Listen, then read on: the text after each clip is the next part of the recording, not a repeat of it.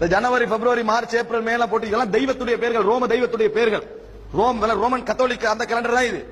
உலகத்தில் உள்ள 40 கேலண்டர்ல ஒரு கேலண்டர் இது. இதெல்லாம் தெய்வத்துடைய பேர்கள். இன்னும் சொல்லுவது என்றால், அதாவது ஜூலியஸ் சீசருடைய பேரை வச்சு தான் ஜூலை வச்சப்படுச்சு. ஆகஸ்ட் இதெல்லாம் அவருடைய மருமகண்ட பேர். இப்படி ஆட்களையும் தனிநபர்களையும் கௌரவப்படுத்தி வைக்கப்பட்ட ஒரு கேலண்டர் இது. இதுல அவனுக்கு நினைச்ச மாதிரி மாத்திக்கிறான். நினைச்ச மாதிரி நீங்க பாருங்க பாப்போம். 31 30 31 30 வந்து திடீர்னு 32 32 வரும். வணங்கிட்டா திடீரென 32 வரும். ஏன் அப்படி வருது? 31 30 31 30 அப்படித்தானே போகணும்.